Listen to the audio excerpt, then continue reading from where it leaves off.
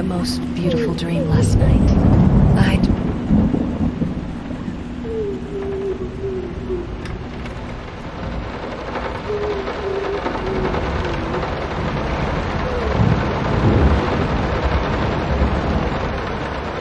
I think we should drop the toccata here.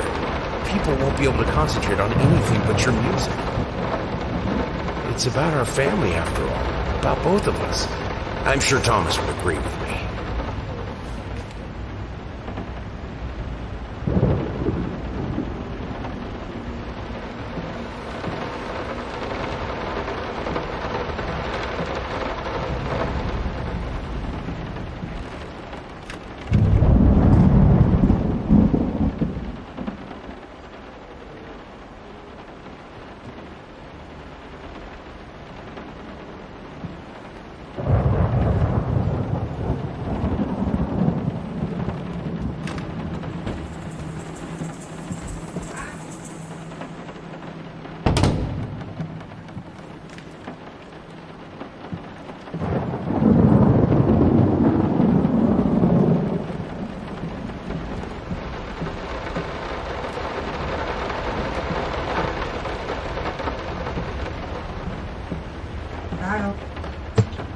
No, ce te l'abiti.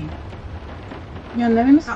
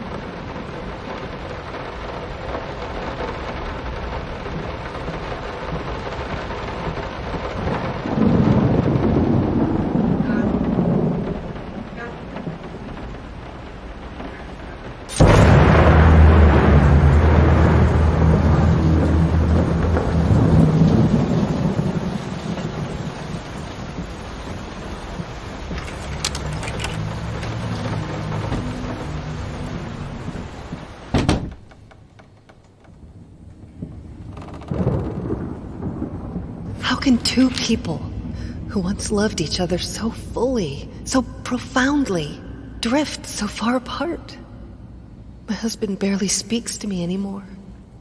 He just slithers in and out of his study, obsessively working on one failed painting after another. He won't even sleep with me anymore. I can tell he's disgusted by me. The look he gave me the other day. That pathetic, hurtful look. A combination of shame, guilt, and repulsion. I've come to realize that I've become a monster in my husband's eyes. It feels like nothing a woman should ever experience. Still, being the good wife that I am, I decided to realize my husband's fantasy. If he thinks me a monster, I will sure as hell act the part.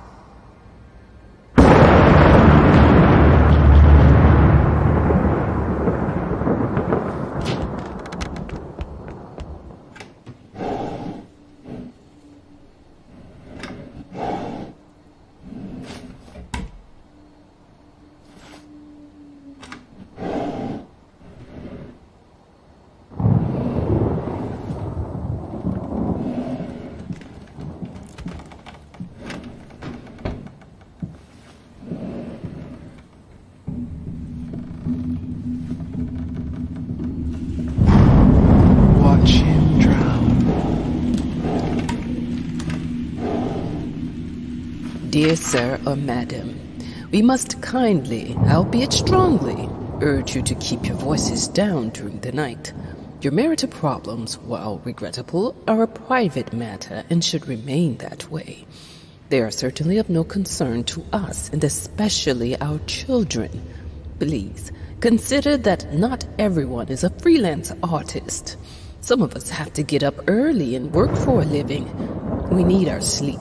We must also warn you that if things continue the way they are now, we will be forced to call the police.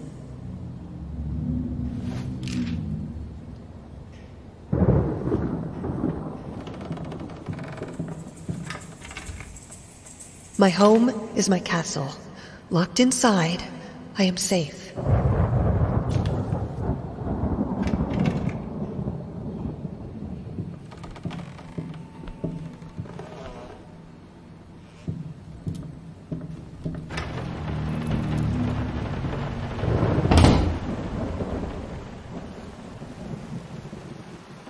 Момент тихо подещаме. Питамото. Убият.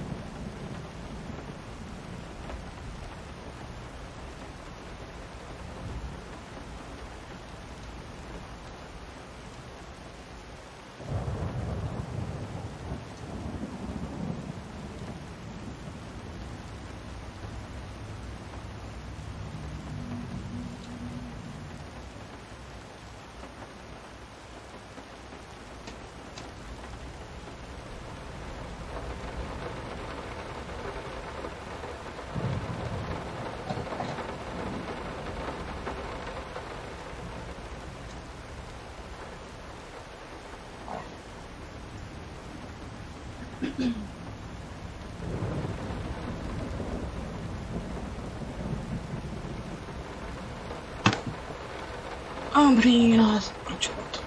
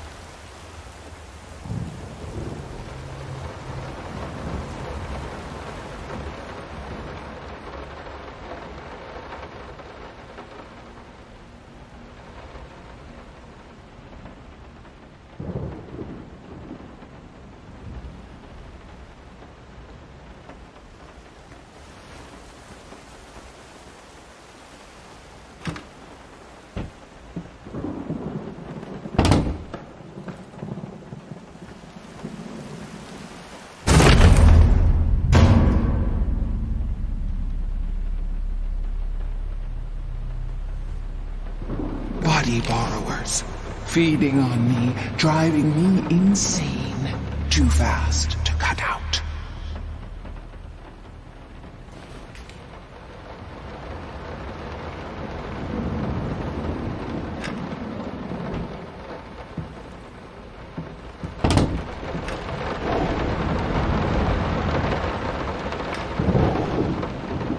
I'm sorry for yesterday. You were right. I overreacted. It's just that this isn't about me. It's about her. Everything I do with her best interest in mind. I guess I've always believed that in an imperfect world, it's worth it to strive for perfection. Now I'm starting to sound like my father. I will work on my temper, though. Promise. We'll talk later. I hated it. This felt as if it wasn't my hand that wrote the letters when using it.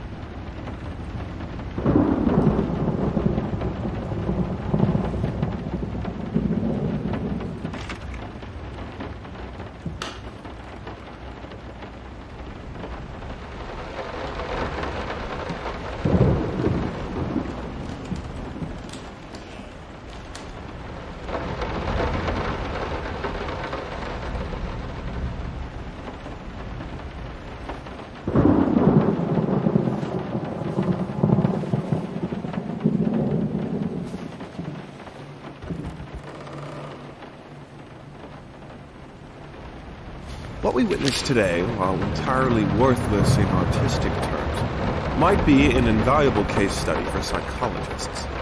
These harsh words came from none other than Jason Hughes. The famed critic was one, and whose praise once contributed to his first spectacular success. When asked if such brutal criticism was indeed called for, especially in light of the recent tragic events, Hughes responded, quote, "As critics, it is our duty to critique art, but not to judge the artist. The man has been through a lot lately, and obviously it has taken its toll on him. Still, if we were to remain silent and pretend this is even remotely acceptable, we would be doing the artist a disservice." Other critics were only slightly more lenient, as the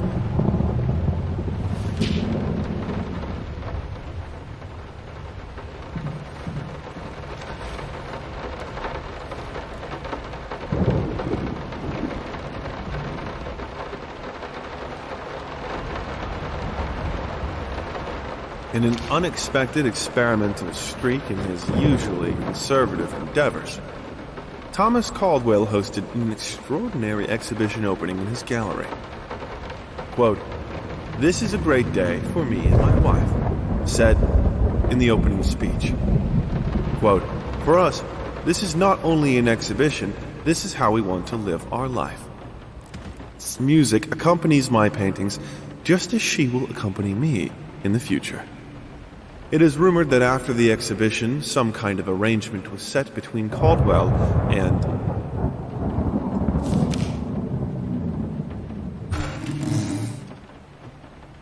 The thought alone that the most beautiful piece of art doesn't have my name on it is killing me. So, will you marry me?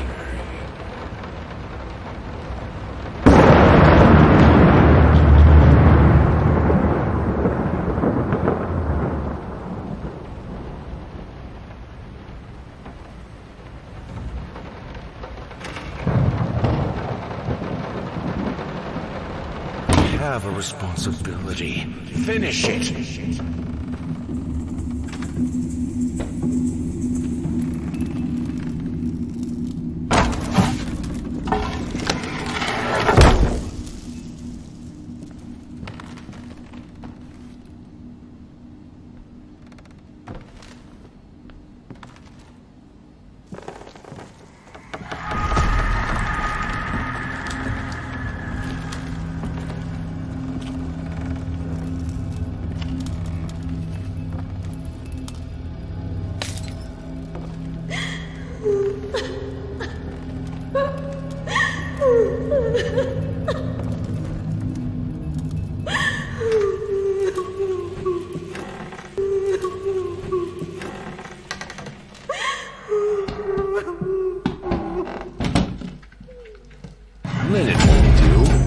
anyone can paint on a linen canvas. I am not anyone.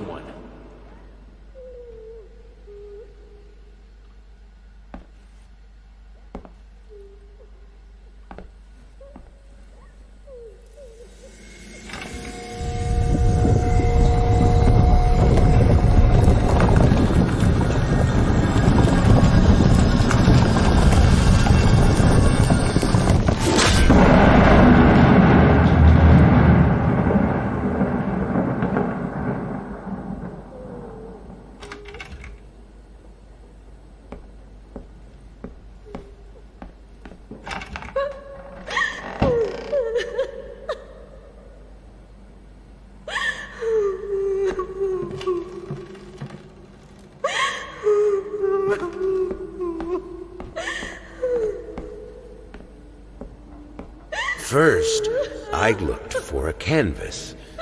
Not just any canvas. I had to find a knife. Not one of those bread ones. It needed to be as sharp as a razor. So I used a razor, in fact, and then carefully flayed the skin. Booze helped keep my hand steady.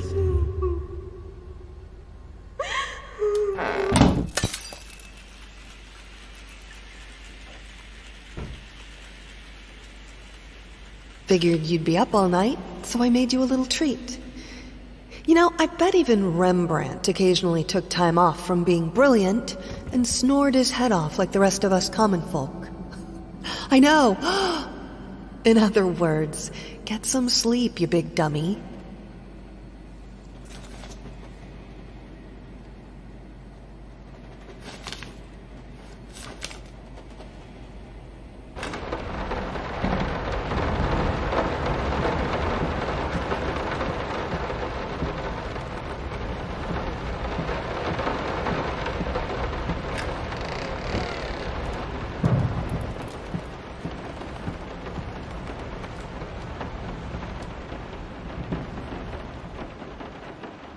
Body borrowers.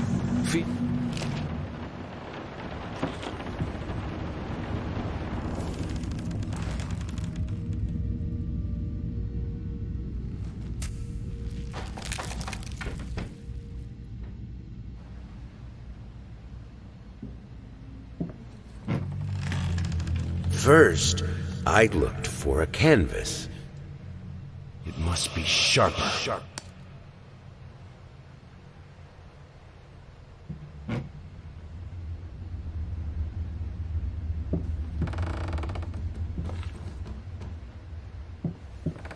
I had the most beautiful dream last night.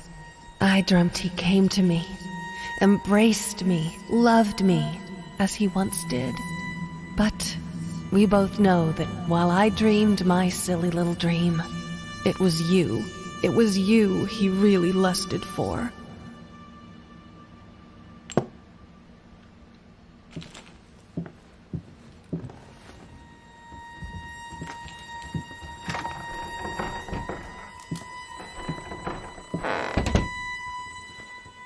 I hereby resign from service as maid in house.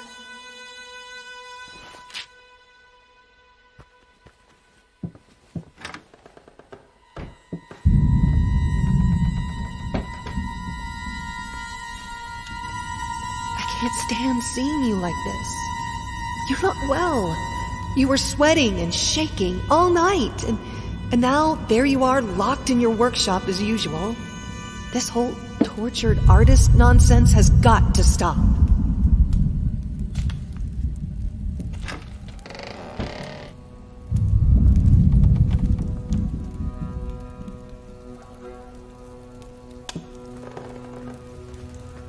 You keep the fire in your office just to stop me, don't you? You hate me that much?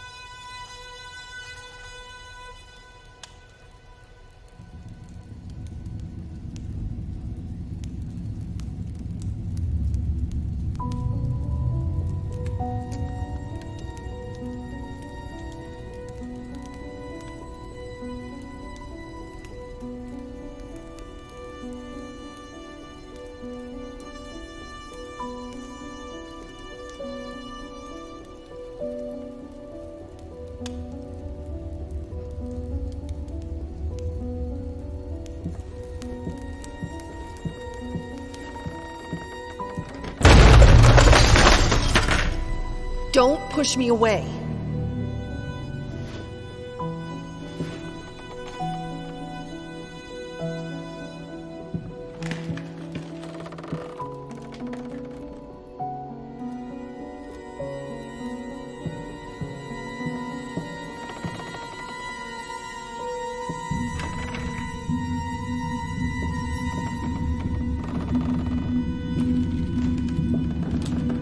All I asked for was an edible meal. At least one that had any taste at all.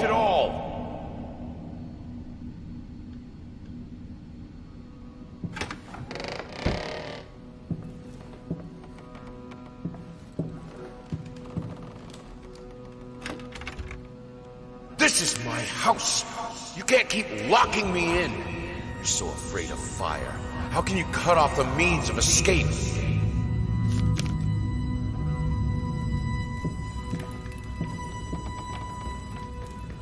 Suddenly, everything I find relaxing is a fire hazard.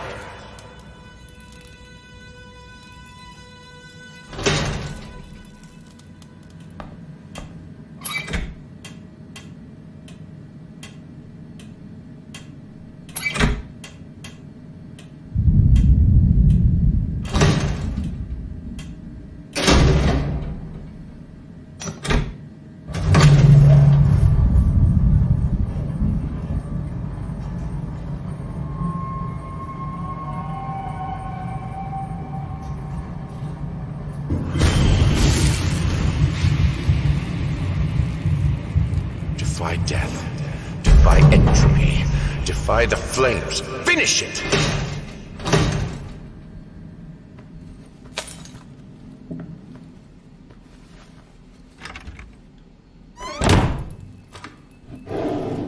Here are the calculations you asked for. You need to also include the cost of lamps for every room. I don't care how much it costs. She's afraid of fire. We will have electricity, and that is that.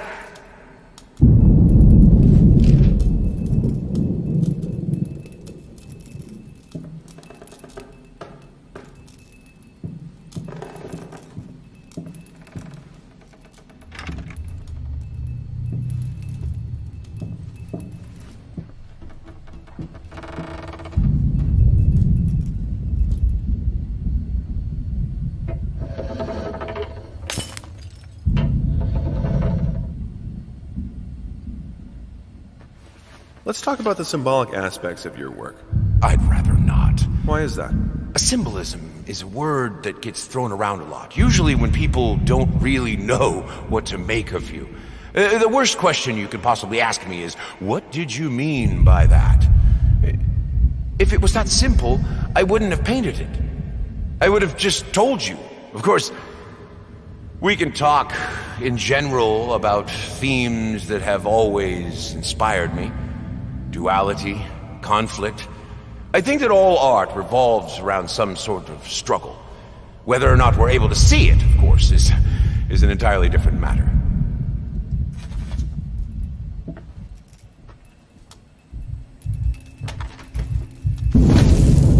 Color. The life of painting. The soul. I need it. I need it to be perfect, striking, vibrant. Life. Fire!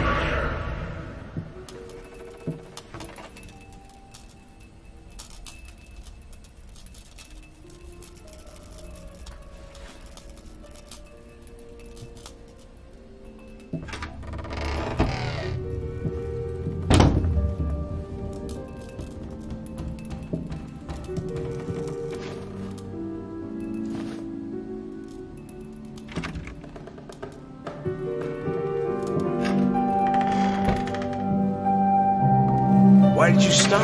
That tune was perfect. Honey, please, just a little longer. At least until I finish painting this one part.